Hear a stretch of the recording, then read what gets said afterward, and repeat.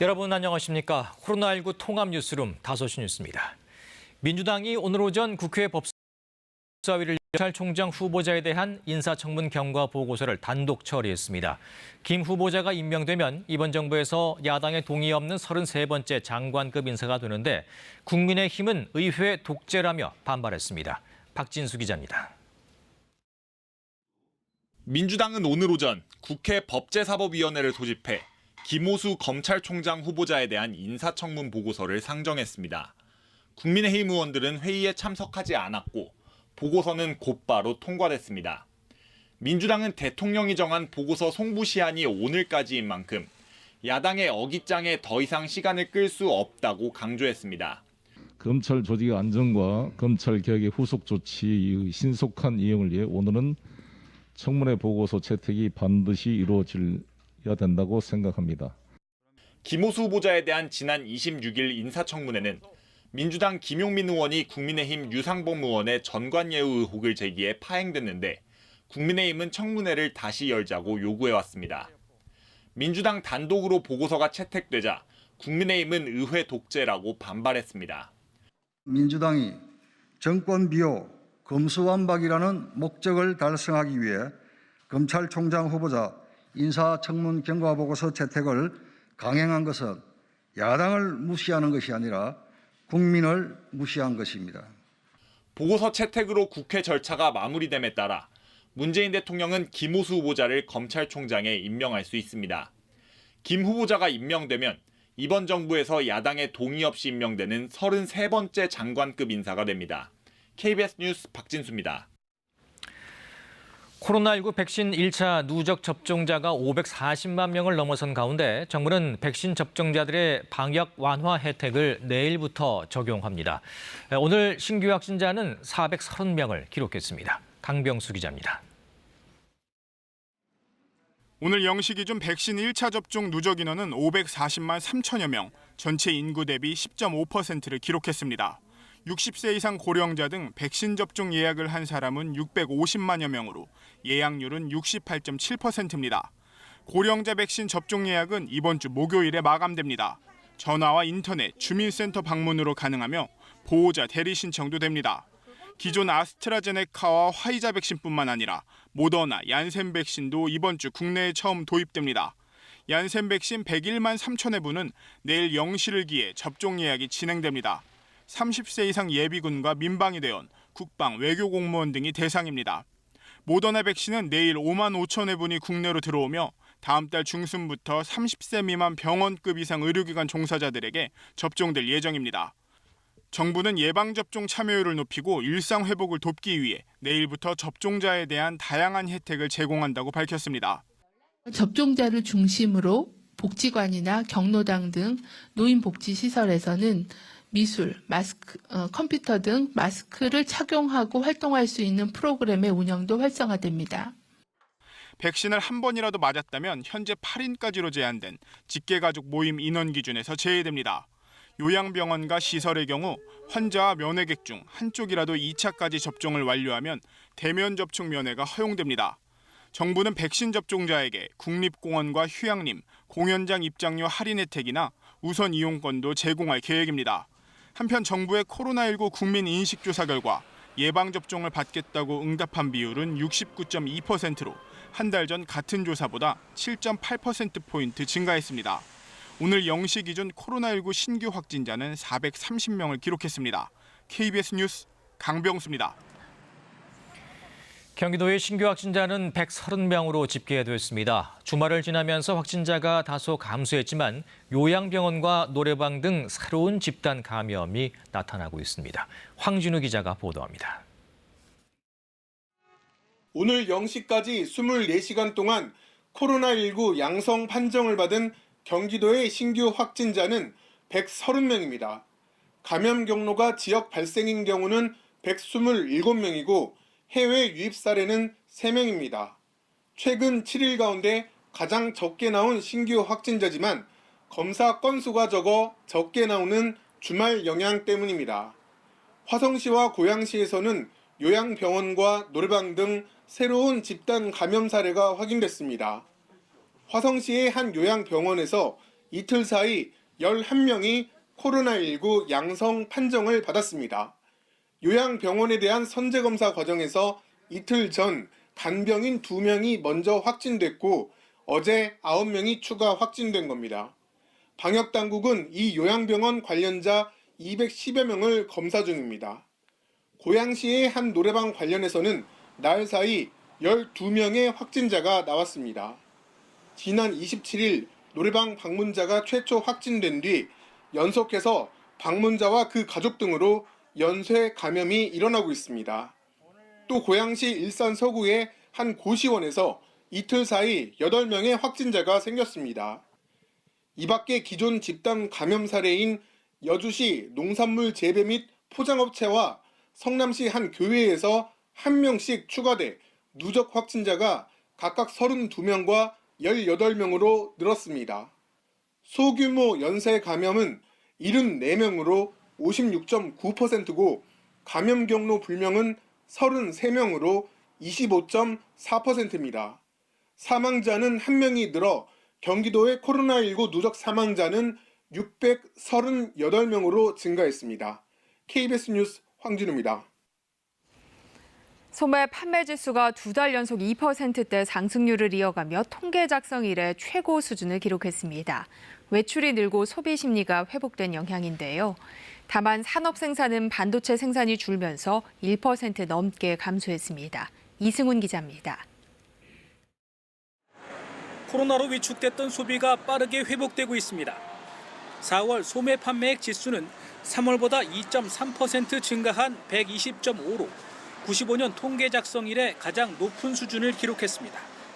의복 등 준내구재의 판매가 4% 넘게 늘었고 화장품을 비롯한 비내구재의 판매도 2.4% 증가했습니다. 가구나 자동차 같은 내구재의 판매도 0.7% 늘었습니다. 외출이 늘고 소비 심리가 전반적으로 회복된 영향입니다. 사회적 거리두기 단계 완화 효과가 지속되는 측면도 있고 백신 접종 진행이 확대되는 것도 있고 또 날씨 요인들도 있고 이러면서 이제 야외 활동 수요가 증가한 게 가장 큰 요인인 것 같고 반면 산업 생산은 전달에 비해 1.1% 감소했습니다. 반도체 생산이 10% 넘게 감소한 영향이 큽니다. 통계청은 사상 최고 실적을 기록한 3월의 기조 효과와 함께 매분기 마지막 달에 생산량이 몰리는 업계 특성이 반영됐다고 분석했습니다. 코로나로 어려움을 겪었던 서비스업 생산은 0.4% 증가하며 석 달 연속 증가세를 이어갔습니다. 설비 투자의 경우 3.5% 증가했고 건설 시공 실적은 0.8% 감소했습니다. 현재 경기를 나타내는 동행지수 순환 변동치는 1.1포인트, 미래 경기를 반영하는 선행지수 순환 변동치는 0.4포인트 각각 상승했습니다.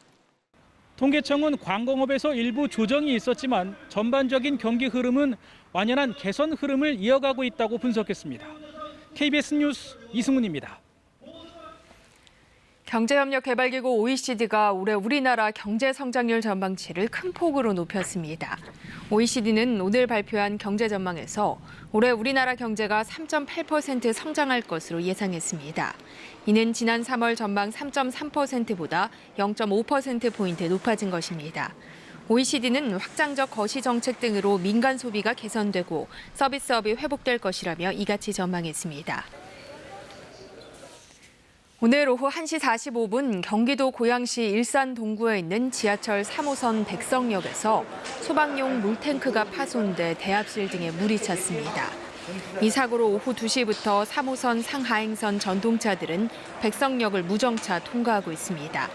코레일 측은 철길까지 누수가 진행되지는 않아 열차 운행은 할 수 있는 상태라면서 청소가 마무리되는 대로 운행을 정상화하겠다고 밝혔습니다. 술 취해 택시기사를 폭행한 뒤 블랙박스 영상을 지워달라고 요구한 혐의를 받는 이용구 법무부 차관이 오늘 새벽까지 경찰 조사를 받았습니다. 경찰의 봐주기 의혹을 수사 중인 검찰도 오늘 경찰 수사팀 실무 책임자를 불러 조사하고 있습니다. 천유정 기자입니다. 이용구 법무부 차관이 경찰 조사를 마친 뒤 검은색 승용차를 타고 빠져나갑니다. 어제 오전 경찰에 출석한 이 차관은 19시간 넘게 조사를 받은 뒤 귀가했습니다. 이 차관은 지난해 11월 6일 술에 취해 택시를 탔다가 집에 도착했다며 자신을 깨우는 택시기사를 폭행한 혐의로 경찰에 신고됐습니다. 이후 이 차관은 택시기사에게 합의를 하자며 폭행 상황이 담긴 블랙박스 영상을 삭제해달라고 요구한 것으로 알려졌습니다. 경찰은 이 차관의 이런 행위가 증거인멸 교사에 해당하는지 검토하고 있습니다. 당시 경찰은 피해자가 처벌을 원치 않는다며 이 차관을 입건하지 않고 내사 종결했습니다. 봐주기 수사 의혹이 제기되자 경찰은 자체적으로 진상조사를 해왔습니다. 이 과정에서 서초경찰서 수사팀과 지휘부가 이 차관이 유력 인사인 걸 알고 있었다는 정황이 드러났습니다. 또 당시 서초경찰서의 생활안전계 직원이 서울경찰청 생활안전계 직원에게 관련 내용을 알린 사실도 드러났습니다. 하지만 남구준 국가수사본부장은 서울경찰청 실무자관의 보고만 있었고 경찰청엔 보고되지 않았다고 오늘 밝혔습니다. 경찰의 봐주기 수사 의혹을 수사 중인 검찰은 오늘 초동 수사를 맡았던 서초경찰서 형사팀장 A 경감을 소환했습니다. 검찰은 A 경감을 상대로 이 차관이 유력 인사인 걸 알고 있었는지와 수사팀의 외압이 있었는지 등을 확인하고 있습니다. 검경 수사를 동시에 받아온 이용구 차관은 지난 28일 사의를 표명했습니다. KBS 뉴스 천유정입니다. 북한이 한미 미사일 지침 종료와 관련해 고의적인 적대 행위라며 비난했습니다. 한미 정상회담 이후 첫 반응을 내놓은 건데 개인 명의 논평으로 수위는 조절한 것으로 보입니다. 이효용 기자가 보도합니다. 북한 조선중앙통신이 오늘 국제문제평론가 김명철 명의의 글을 싣고 한미 미사일 지침 종료가 미국의 고의적인 적대 행위라고 비난했습니다.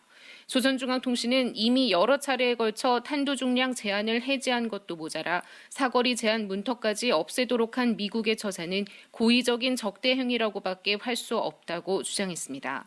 또 미국이 북한의 이른바 자위적 조치들은 유엔 결의 위반으로 몰아붙이면서도 추종자들에게는 무제한으로 미사일 개발 권리를 허용하고 있다며 파렴치한 이중적 행태라고 비난했습니다. 그러면서 미국과 남한이 침략 야망을 드러낸 이상 북한의 자위적 국방력 강화에 할 말이 없게 됐다며 강대강 선대선의 원칙에서 미국을 상대할 것이라고 목소리를 높였습니다. 문재인 대통령을 향해서도 설레발을 쳤다, 지역 나라들의 조준경 안에 스스로 머리를 들이밀었다며 거칠게 비난했습니다. 앞서 한미는 우리 시간으로 지난 22일 새벽 정상회담 후 공동 기자회견에서 미사일 탄도 중량과 사거리 제한을 해제하는 미사일 지침 종료를 선언했습니다. 이번 논평은 한미 정상회담 이후 침묵을 지켜온 북한이 관영 매체를 통해 내놓은 사실상 첫 반응으로 주목됩니다. 다만 외무성 당국자나 기관 명의가 아닌 논평원 개인 명의의 글로 비난 수위는 조절한 것으로 보입니다. KBS 뉴스 이효용입니다. 우리나라에서 처음 개최되는 기후환경 분야 다자정상회의 2021 P4G 서울 녹색미래 정상회의가 오늘 폐막합니다. 이 각국 정상들은 기후위기 극복을 위해 국제사회 협력을 강조하는 서울 선언문을 채택할 예정입니다. 김경진 기자입니다. 어제 개막한 2021 P4G 서울 녹색미래 정상회의가 오늘 이틀째 회의를 이어갑니다. 오늘은 오후 10시부터 문재인 대통령 주재로 정상 토론 세션이 진행됩니다. 존 케리 미국 기후특사와 프레드릭센 덴마크 총리, 폰데어 라이엔 유럽연합 집행위원장, 게오르기에바 국제통화기금 총재 등이 참석합니다. 각국 정상급 인사들은 화상으로 녹색 회복, 탄소 중립, 민관 협력 등 3개의 주제에 대해 토론할 예정입니다. P4G 정상회의는 오늘 서울 선언문 채택을 끝으로 막을 내립니다. 선언문에는 코로나19와 기후위기 극복을 위한 국제사회의 협력 방안과 온실가스 감축을 위한 파리협정 이행 방안 등이 담길 것으로 보입니다. 앞서 문재인 대통령은 어제 P4G 정상회의 개회식에서 우리나라의 2030 온실가스 감축 목표를 추가 상향하겠다고 밝혔습니다. 2017년 기준으로 2030년까지 24.4%를 감축하겠다고 했던 우리나라 목표치를 높이겠다는 건데 오는 11월 기후변화 당사국 총회에서 제시될 예정입니다. 또 기후환경 분야에서 개발도상국 지원을 늘리기 위해 2025년까지 기후 녹색 분야 공적 개발 원조를 크게 늘리고 500만 달러 규모의 신탁기금도 신설하겠다고 소개했습니다. 앞으로도 개발도상국과 선진국을 잇는 가교 국가로서 책임과 역할을 다할 것입니다. 문 대통령은 또 기후변화 대응을 논의하는 최고위급 국제기구인 2023년 UN 기후변화 당사국 총회 유치 의사를 밝혔습니다. KBS 뉴스 김경진입니다. 인구의 40% 이상이 백신 접종을 끝낸 미국에서는 우리의 현충일에 해당하는 메모리얼 데이, 이 초여름 연휴를 맞아 공항과 해변이 북적였습니다. 마스크를 벗고 3,700만여 명이 이른바 한풀이 여행을 떠났습니다. 워싱턴 김양순 특파원입니다. 미국 플로리다의 해변에서 휴양객들이 한가로이 바다를 즐깁니다. 모래사장에는 사회적 거리두기 없이 파라솔이 펼쳐지고 해변가 식당은 손님들로 북적입니다. 대부분 마스크를 쓰지 않은 채 1년 만에 되찾은 초여름 첫 휴가를 만끽하는 모습입니다. The volume of people that have been coming here is very unprecedented, which is why we're going to have an enormous saturation of police officers in my city over this holiday break. 미국 인구 전체의 40% 이상이 백신 접종을 완료한 가운데 우리 현충일에 해당하는 메모리얼 데이 연휴를 맞아 최소 3,700만 명이 여행길에 나선 것으로 추산됩니다. 지난 1년간 쓰지 못한 돈을 쓰겠다는 이른바 한풀이 여행입니다. A lot of pent-up demand. People locked at home for more than a year. We're seeing that people really want to get out and travel, the so-called revenge travel, where people were able to save a lot of money because they weren't traveling to work last year. And so they're going to places, they're staying longer and doing more things and spending more money. 휴가가 시작된 첫날, 항공기 이용객이 196만 명을 기록하며 코로나19 대유행 이후 14개월 만에 최고치를 경신했습니다. 아직 코로나 이전 250만 명 수준엔 미치지 못하지만 공항 주변에는 극심한 정체를 빚었고 안에는 긴 줄이 늘어섰습니다. I did not travel for the last year, and so I'm very grateful to be traveling this year. It's good to just kind of get some normalcy back. You know what I mean? People get to travel, and I know people's going crazy being inside. 그러나 1년 만에 떠난 휴가지에선 사건 사고도 이어졌습니다. 한 항공사에서는 승객이 승무원을 때려 이 두 개를 부러뜨렸는가 하면 미 시애틀 해변가에선 휴양객들 사이에 싸움이 일어나 경찰이 출동해 해수욕장을 폐쇄하는 일도 일어났습니다. 워싱턴에서 KBS 뉴스 김양순입니다. 방금 들어온 소식입니다. 문재인 대통령이 김오수 검찰총장 임명안을 제거했습니다. 이 박경미 청와대 대변인은 문 대통령이 오늘 오후 5시쯤 김 총장에 대한 임명안을 제거했다고 밝혔습니다. 김 총장의 임기 시작일은 내일입니다. 네, 다음 소식입니다. 미국에서는 또다시 총기 난사 사건이 발생해 플로리다주에서 2명이 숨지고 20여 명이 다쳤습니다. 현지 경찰은 달아난 무장괴한 3명의 행방을 쫓고 있습니다. 박희봉 기자의 보도입니다. 미국 플로리다주 마이애미의 한 대형 쇼핑센터입니다. 현지 시간 30일 이곳에서 총기 난사 사건이 발생했습니다. 무장괴한 3명은 당구 클럽 앞에 차량을 세운 뒤 연회장 앞 군중을 향해 무차별 총격을 가하고 도주했습니다. A white SUV pulled up where 3 subjects stepped out of the vehicle with assault rifles and handguns and began shooting indiscriminately into the crowd. 이 총격 사건으로 2명이 숨졌고 20여 명이 다쳤습니다. 부상자 가운데 1명은 중태인 것으로 전해졌습니다. 사건이 발생한 연회장은 랩 공연을 위해 임대됐고 총격 당시 일부 공연 참가자들이 행사장 밖에 모여 있었다고 현지 경찰은 전했습니다. 현지 경찰은 트위터를 통해 이번 사건을 계획적이고 잔인한 총기 범죄라며 반드시 정의를 실현할 것이라고 밝혔습니다.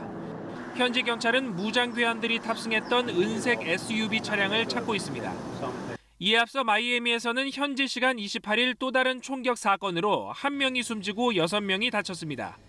총기 사건이 잇따르자 바이든 대통령은 여러 차례 총기 규제 법안에 대한 신속한 입법 조처를 의회에 요구했지만 아직 별 진전을 보지 못하고 있습니다. They've offered plenty of thoughts and prayers, members of Congress, but they passed not a single new federal law to reduce gun violence. Enough prayers. Time for some action. 미국에서 총기로 인한 사망은 지난해에만 4만 3천 건에 달합니다. KBS 뉴스 박희봉입니다. 또래 2명을 감금한 뒤 폭행하고 성범죄까지 저지른 10대 청소년 3명이 경찰에 붙잡혔습니다. 그런데 이들 가운데 2명은 만 14살 미만의 촉법 소년이란 이유로 형사처벌을 면했는데요. 이에 법 개정을 촉구하는 목소리가 높아지고 있습니다. 박운 기자입니다. 지난해 9월 전북의 한 무인텔. 여학생 2명과 남학생 1명은 또래 여학생 등 2명을 불러내 무인텔에 7시간 동안 가두고 여러 차례 때렸습니다. 가해 남학생은 피해 여학생을 성폭행하고 이 모습을 함께 휴대전화로 촬영하기까지 했습니다. 피해 학생들이 자신들을 험담했다는 게 범행 이유였습니다. 법원은 1심과 2심 모두 올해 만 15살인 여중생에게 단기 3년 6개월, 장기 5년의 징역형을 선고했습니다. 그런데 함께 범죄를 저지른 다른 가해자들은 기소조차 되지 않았습니다. 형사처벌을 받지 않은 이른바 촉법소년에 해당됐기 때문입니다. 형법상 촉법소년은 10살 이상 14살 미만으로 형사 책임 능력이 없다고 보고 소년원 송치나 사회봉사 등 보호 처분만 내리도록 하고 있습니다.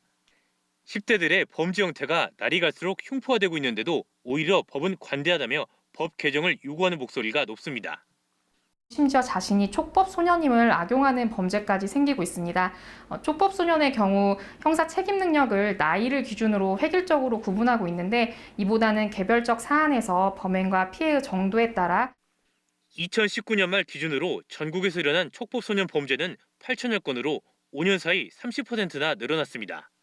하지만 형사 미성년자인 소년 범죄에 대해서는 처벌보다 보호와 계도에 초점을 맞춰야 한다는 반론도 만만치 않아 공론을 통한 사회적 합의가 시급하다는 지적이 나오고 있습니다. KBS 뉴스 박웅입니다.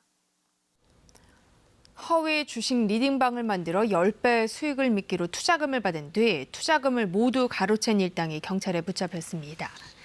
이들이 가로챈 돈만 28억 원, 피해자는 50명이 넘습니다. 허솔지 기자입니다.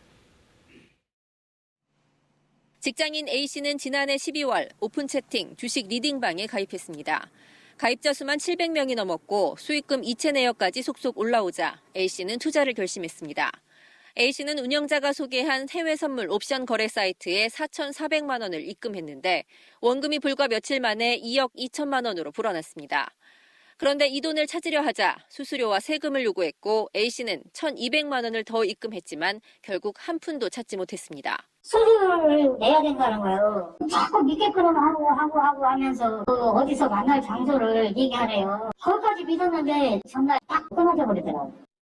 거래 사이트는 가짜였고 운영자는 잠적해버린 겁니다. 경찰은 이런 수법으로 주부나 직장인 등 52명에게 모두 28억 원을 가로챈 일당 15명을 붙잡아 12명을 구속했습니다. 피해자들 중에는 최근 주식 투자 열풍을 이끈 20, 30대가 10여 명이었고 원금 일부라도 회수한 경우는 단 한 건도 없었습니다. 이들이 가로챈 돈 가운데 70% 이상이 총책인 26살 B씨에게 갔는데 B씨는 수천만 원대 시계와 고가의 외제 승용차를 모는 등 호화 생활을 했던 것으로 드러났습니다. 경찰은 B씨의 주거지 등에서 현금 3억 2천만 원 등 4억 4천만 원 상당의 금품을 압수했습니다. 기존 보이스피싱 범죄로는 잘 속지 않는 경우가 많으니까 주식 관련으로 해서 좀 더 진화하는 수법을 사용해서 피해자를 속인 것으로. 경찰은 고수익을 보장해준다며 등록되지 않은 증권 사이트로 유인하는 것은 범죄의 가능성이 있어 주의해야 한다고 당부했습니다. KBS 뉴스 허솔지입니다. 경기 남부경찰청은 오늘 경기도 성남 수진 신흥재개발지구 투기 의혹과 관련해 LH 경기지역 본부 등에 대한 압수수색에 나섰습니다. 이번 압수수색은 LH 전현직 직원 10명의 투기 혐의 증거물을 확보하기 위한 것으로 이들은 지난 2016년부터 지난해까지 수진 신흥재개발지구 일대에서 주택 40여 채를 사들인 것으로 알려졌습니다.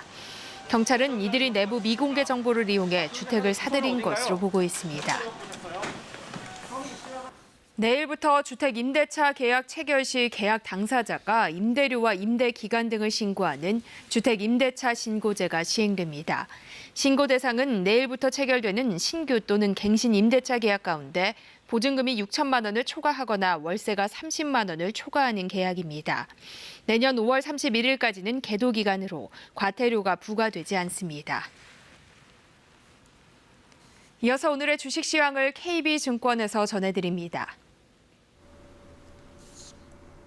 KB증권입니다. 코스피가 횡보하며 등락을 거듭한 끝에 20일 만에 종가 기준 3,200선을 회복했습니다. 코스닥은 개인과 외국인이 매수에 나서면서 5거래일 연속 상승세를 이어갔습니다. 오늘 코스피는 15.19포인트 상승한 3,203.92에 코스닥은 4.32포인트 오른 981.78에 마감됐습니다. 지난 주말 미국 증시는 경제활동 재개에 대한 기대감이 커지면서 일제히 상승 마감했습니다. 코스피는 개인과 외국인이 매수에 나서면서 오름세로 장을 마쳤습니다. CJ-CGV가 하반기 실적 개선 기대감에 52주 신고가를 경신했고 백신 접종 속도가 빨라지면서 여행 재개에 대한 기대감에 여행주들이 강세를 보였습니다. 두산중공업이 한미 원전 협력 기대감에 좋은 흐름을 보였고 남양유업이 오너 리스크가 해소되며 이틀 연속 급등세를 이어갔습니다. 반면 삼성 SDI가 외국계 증권사의 목표 주가 하향 소식에 약세를 보였고 지난주 분할 상장한 LG는 3거래일 연속 하락 마감했습니다. 오늘 원달러 환율은 4원 60전 내린 1,110원 90전에 거래를 마쳤습니다. 지금까지 KB증권이었습니다.